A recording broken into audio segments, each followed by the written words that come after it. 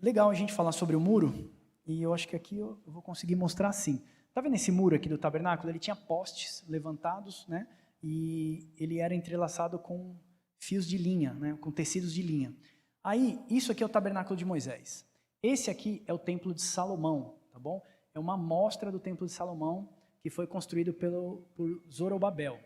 E esse aqui é o que ainda tem lá, do templo de Salomão, que é o Muro das Lamentações, esse aqui. Pode ver que a pessoa fica pequenininha aqui embaixo, é um monstro. Eu cheguei debaixo do Muro das Lamentações, você olha quase que na vertical para cima, é algo gigantesco. Quando foi destruído pelos romanos, só restou esse pedaço de muro aqui, ó, tá? Aqui em cima é o pátio, né, onde é a parte árabe, que fica a mesquita de Al-Aqsa. Inclusive, é até bom falar, dentro da mesquita, quando você entra de frente, está escrito assim: Alá é o único Deus e ele não possui filhos.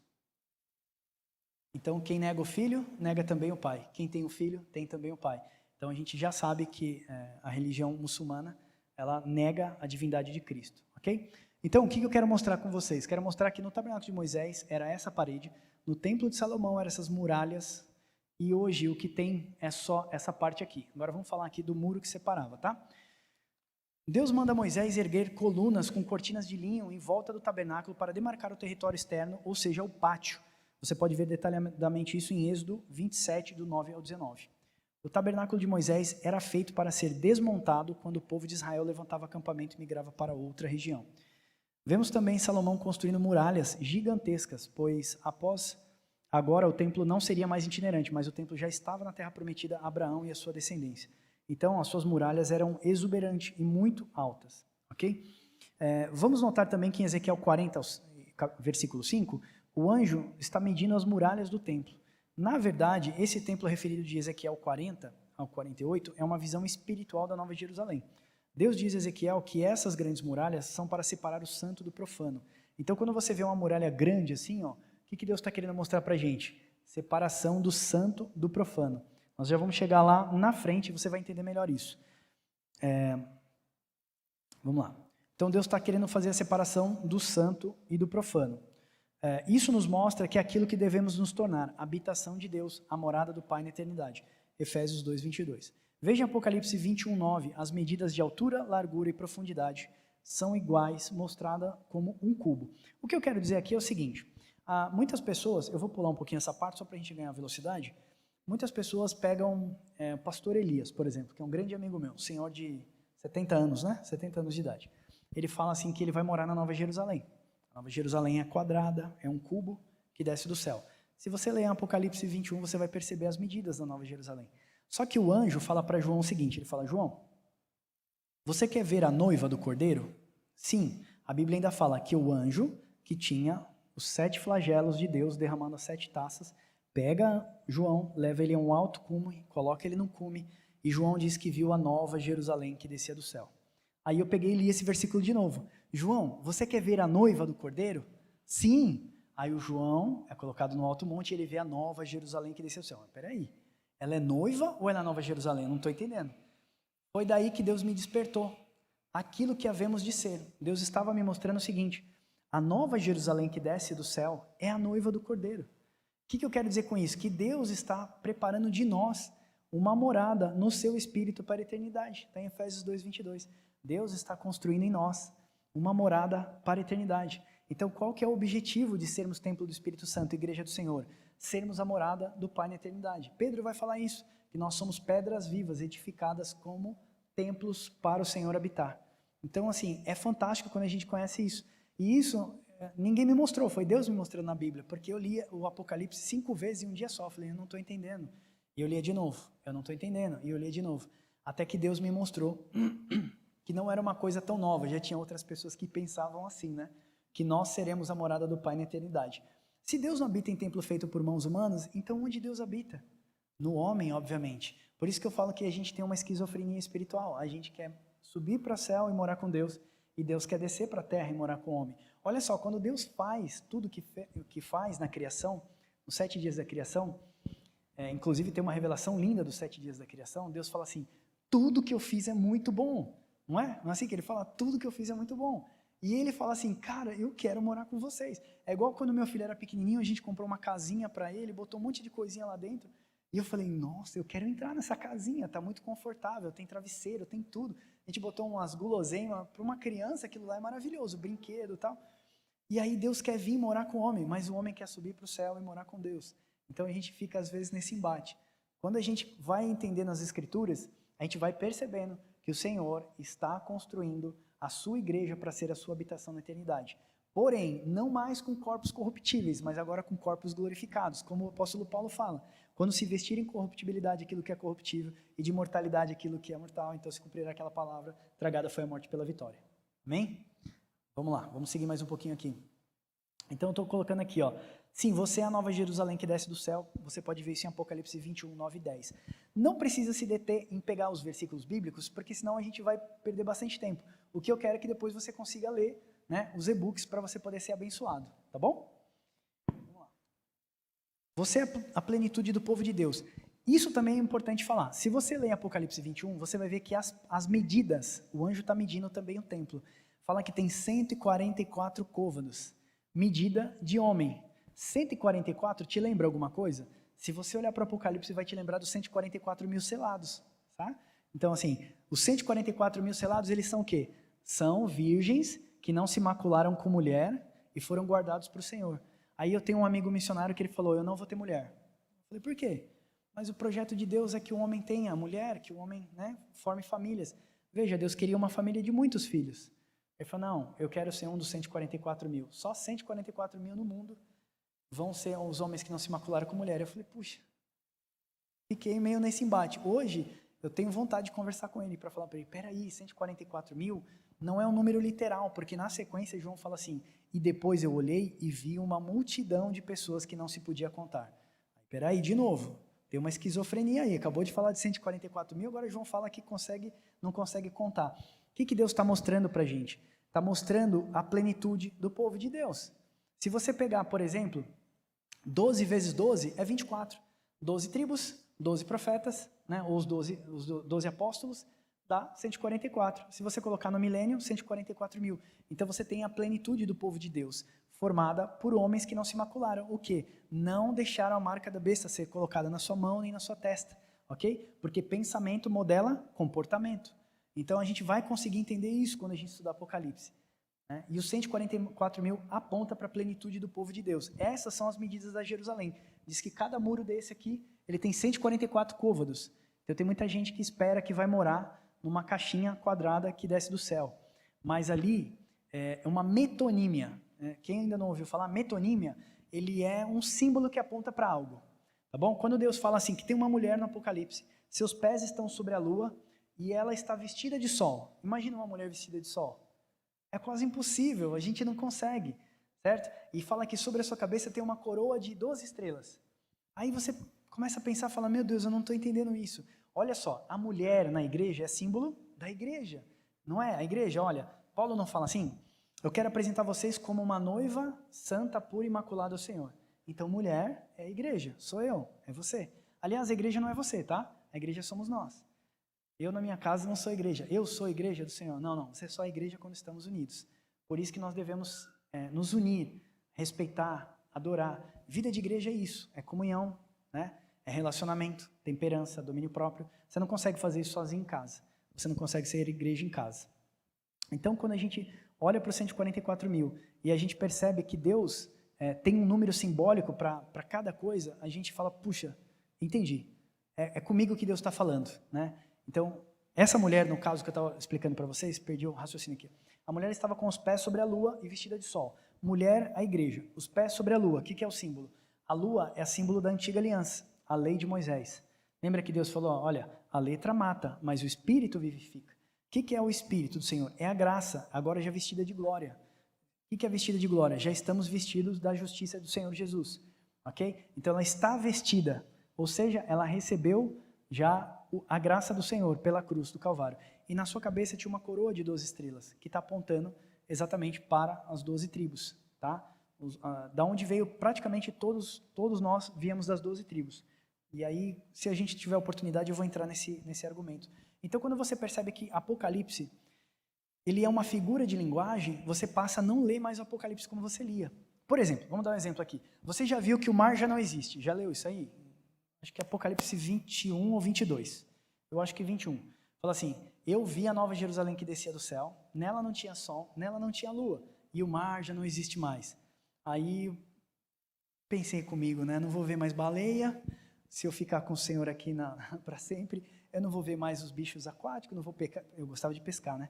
Não vou pescar mais, mas mar na Bíblia, tem uma parte no Apocalipse que o anjo vai dizer assim, ó, mar são povos, línguas e nações. É uma multidão de pessoas, ok? Quando Deus fala mar, ele está dizendo o seguinte, não vai se dividir mais reinos. Lembra da estátua de Daniel, que vem uma pedra, bate no pé da estátua, esmiuça todos os reinos, e a Bíblia fala que um monte se levanta e ele ocupa toda a terra. Aquele é o reino de Cristo, que jamais passará. Então, quando fala o mar já não existe, Deus está apontando que não vai existir mais divisões. Vamos ter um reino, né? Será o reino de sacerdotes. Cristo vai ter um reino de sacerdotes. Quem são os sacerdotes? Nós, a igreja do Senhor. Então, percebeu como tem muita figura de linguagem? O mar já não existe, então não tem mais divisão de povos. Se você olhar para a estátua de Daniel, você tem a cabeça de ouro, o peito de bronze, a perna de ferro, não é? E depois barro misturado com ferro nos pés e tal. Então ali você vê a coalizão de reinos que vem Babilônia, Grécia, Medo-Persa, Roma e a última coalizão de reinos que vai vir, de onde vai vir o anticristo. Quando você olha para tudo isso, você percebe que Deus vai acabar com isso. Vai ter um reino só e todo o juízo vai estar debaixo do Messias. Nunca podemos olhar para o Apocalipse de uma forma literal. Se você olhar literal, aí perdemos toda a revelação, né? Jesus andando no meio de 7 caçais. Ah, Jesus estava acendendo a lâmpada lá. Não, a lâmpada é você, é a igreja do Senhor.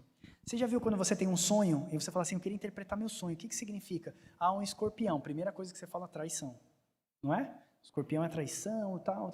É a mesma coisa. Você percebe que João vê muitas coisas e não tem entendimento.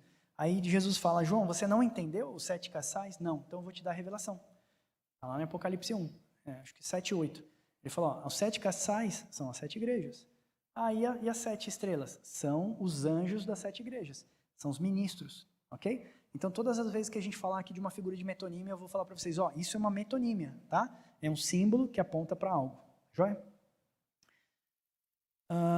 Então, assim, o que eu quero mostrar com essa parede tão grande aqui, gigantesca, é o seguinte.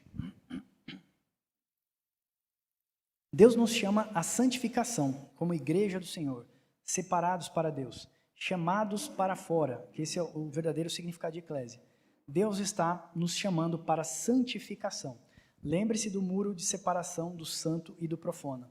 Todas as vezes que você for ver o muro das lamentações aqui, lembre-se de sombras e realidade. Que Deus quer mostrar para a gente. Gente, separa o teu corpo. Paulo não fala, eu quero que vocês ofereçam sacrifício agradável ao Senhor. Ele fala assim, rogo-vos, irmão, para que vocês ofereçam um culto agradável ao Senhor, sabe? Ele está falando para você, guarda o seu corpo, cuidado com o seu corpo. Rogo-vos quer dizer assim, uma palavra muito mais alta, sabe? Eu peço para vocês, pelo amor de Deus, ofereçam seus corpos como sacrifícios vivos ao Senhor, porque Ele sabe do que Ele está falando. Se Deus é Espírito e Ele habita em nós, Ele não quer que as pessoas andem em pecado, porque isso afasta a presença de Deus. Deus não consegue viver dentro de um templo desse, todo sujo. Deus não vive, Deus é Espírito, Ele não habita em templos feitos por mãos de homens, Ele habita dentro de nós, ok? Então, quando você vê Muro das Lamentações, você vai falar assim, puxa, uma sombra, Deus quer separar o santo do profano, e as pessoas não entendem, elas vão lá, põem a mão no muro, adora. Eu fiz isso. Eu fui lá, coloquei a mão no muro, eu só não pulei 7 ondinhas lá, mas eu fiz de tudo. Eu queimei meus papéis de oração, mas é muito, como é que eu posso dizer para vocês? Tem um versículo da Bíblia que fala que Israel será como uma taça que embriaga muitos povos, né? Eu não sei em que profeta que está escrito isso agora, mas é verdade, o mundo inteiro olha para Israel, para Jerusalém, e a gente vive em um transe. Por quê? Porque é a cidade santa. Quando eu desembarquei no aeroporto, deu vontade de beijar o chão, sabe? Você fala assim, vou beijar porque eu estou na cidade santa. Aí quando eu falo assim, Jesus passou aqui, eu queria trazer um pedaço daquela terra. Olha só, a gente novamente estava fazendo aquilo que o povo fez no passado. Então, ir para Jerusalém é algo muito especial para qualquer um, porque você começa a ver a Bíblia com geografias, cheiros, cores, aromas, e é muito, muito, muito bom. Então, se vocês puderem ir, vão. E quando alguém queimar incenso lá, a gente respeita, Entendeu? A gente fala assim, puxa, que bacana. Você não vai queimar incenso? Eu falo, não preciso.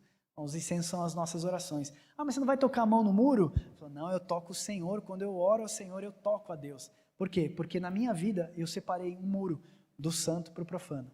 Então, por que Deus pediu para fazer muros muito, muito altos? Exatamente para isso, mostrar que o pecado tem que ser extinguido definitivamente da vida do cristão, tá bom? Aí eu coloquei aqui, não idolatre o muro das lamentações, bem como Jerusalém terrestre. Esse é um grande erro dos nossos dias. Olha só o que fala em João 3, 18 e 19. Quem nele crê não é julgado. O que não crê já está julgado. Porquanto não crê no Filho do unigênito, Filho de Deus. O julgamento é esse, que a luz do mundo veio e os homens amaram mais as trevas do que a luz, porque suas obras eram más. Eu costumo falar que Jerusalém terrestre está sobre júdice. Deus vai julgar a Jerusalém terrestre. Devemos amar os nossos irmãos judeus, né? E orar pelos judeus, obviamente. Mas a Jerusalém terrestre está sobre julgamento, ok? Nós vamos chegar lá na frente, mas eu vou dar um parênteses, por exemplo, para você não ficar com essa pulga atrás da orelha. Quando Jesus foi ser julgado, ele foi levado à frente de Pilatos, e aí Pilatos não conseguia, né? Não conseguia encontrar culpa nele e queria libertar, mas os fariseus da época falavam, não, a gente precisa condenar ele. Aí falou, tudo bem, então vamos fazer o seguinte, coloca um ladrão aqui, põe Jesus, e o que o povo escolher, a voz do povo é a voz de Deus, né? Aquela dita história. E aí o pessoal falou, não, crucifica esse e solta Barrabás. Aí falou, mas eu não vejo nele, né, nenhum pecado. Olha só o que os judeus falam, que o sangue dele caia sobre nós e a nossos filhos. O que ele está dizendo? Que seja culpa o sangue dele sobre as nossas vidas e a nossa descendência. Então Israel está sobre júdice. Quando você vê os 7 anjos com as 7 flagelos de Deus, as taças de Deus, você percebe que ele derrama ali as taças da ira de Deus. Deus está cobrando o sangue de Jesus Cristo, exatamente do povo judeu. Então nós cremos que o epicentro desse grande mover, essa grande apostasia que Paulo fala em 2 Tessalonicenses 2,4, vai acontecer exatamente em Jerusalém. Então quando eu falo assim, cuidado, não idolatre a Jerusalém terrena, eu estou fazendo menção exatamente disso, tá? Porque a gente já fez isso, né? Aliás, tem cultos que começaram a trazer isso para dentro. Eu falei para você que trazem a Arca da Aliança, jogam dinheiro dentro da Arca, enfim. Então assim, isso era a sombra, ok? Do que haveríamos de nos tornar. Já somos templo do Espírito Santo e seremos moradas do Pai na eternidade. Vamos lá. Agora sim nós entramos dentro do tabernáculo, né? Não, ainda não entramos. Então nós vamos chegar lá. A visão do lugar santo e do lugar santíssimo. Então aqui vocês já sabem que é o lugar santo, ok? E aqui tinha um véu que separava, onde lá dentro só ficava a Arca da Aliança. O tabernáculo não tinha janelas. Então essa curiosidade é muito boa. Dentro do tabernáculo não tinha janelas. A única luz produzida internamente era do candelabro aceso, apontando para Jesus como a luz do mundo. Olha só o que Jesus disse. Enquanto eu estou no mundo, acho que eu já falei isso, eu sou a luz do mundo. E depois em Mateus 5,14 Jesus diz, olha, vocês são a luz do mundo. O lugar santo ficava bem iluminado porque todos os utensílios da parte interna do tabernáculo eram de ouro batido e refletiam a luz do candelabro. Ouro batido mostra a natureza divina, o reino de Deus em nós.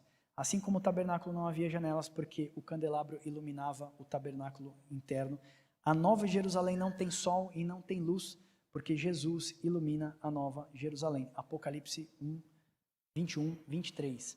A cidade não precisa nem de sol nem de lua para lhe darem claridade, pois a glória de Deus iluminou o Cordeiro. Olha só, o que eu falei para vocês que é lua? Lua é o símbolo da antiga aliança, ok? E o que é sol? É o símbolo da nova aliança. Então, as leis morais de Deus já estão refletidas em Cristo. Por isso que Cristo falou, eu não vim abolir a lei, eu vim cumprir a lei. As leis de Deus continuam ecoando ainda e elas ainda existem até os dias de hoje. Então, muitas pessoas falam assim, olha, tem um versículo que diz o seguinte, o fim da lei é Cristo para a justificação de todo aquele que nele crê. Aí o cara fala, ó, o fim da lei é Cristo. Então eu estou na graça. Eu posso tudo, eu faço tudo. Então assim, a gente precisa entender que a graça não foi de graça. Ela custou um alto preço. Então a salvação, ela vem por crer pela fé, mas como Tiago fala, pelas obras manifestar a crença. Né? Por isso que Tiago fala, me mostra a tua fé que eu te mostro as minhas obras. Tiago está apontando exatamente para isso. Crer sem fazer não é crer. Então você tem uma fé falsa. A fé em ação, ela se torna uma fé produtiva. Quando a gente vê dentro da Nova Jerusalém, que não tem sol nem lua, a Nova Jerusalém sendo nós, o que precisa? Não precisa mais das leis do Senhor, nem tábuas de pedra, nem pelos ditos de Cristo, pelo ensinamento dos apóstolos. Porque agora nós receberemos corpos incorruptíveis. Seremos revestidos de incorruptibilidade. Então já não mais precisaremos das leis do Senhor. Porque a Bíblia fala em Ezequiel 37 que o Senhor haveria de colocar as suas leis morais na nossa mente e no nosso coração. Lembra que eu falei?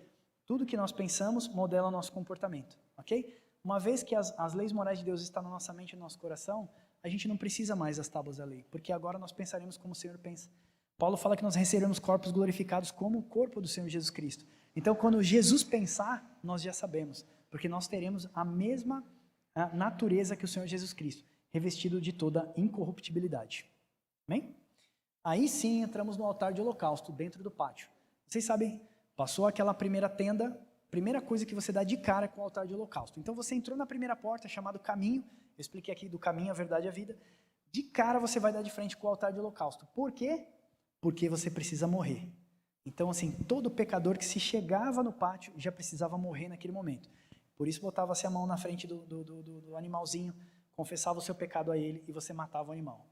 Depois, o sacerdote limpava o animal, tirava uma parte para ser consumida pela sua família, a outra parte era queimada dentro do altar de sacrifício. E o sangue do animal era aspergido nos 4 chifres. Aqui, ó, chifre 1, 2, 3 e 4. Simbolizando os 4, assim nós temos a interpretação, tá? Simbolizando os 4 cantos da terra. Deus está mostrando que o pecado se alastrou por toda a terra. Então, quando se fazia isso, você estava dizendo que o sangue de um animal, de um cordeirinho, estava pagando o pecado daquela pessoa, ok? Vamos lá. Deus deu ordem a Moisés para colocar na porta, do lado leste, na parte oriental, apontando para o nascer do sol, o altar de holocausto. Notamos que isso aponta para Jesus como o sol da justiça, como a luz do mundo, segundo o Evangelho de João, Malaquias e também Isaías. Olha só o que Isaías vai falar.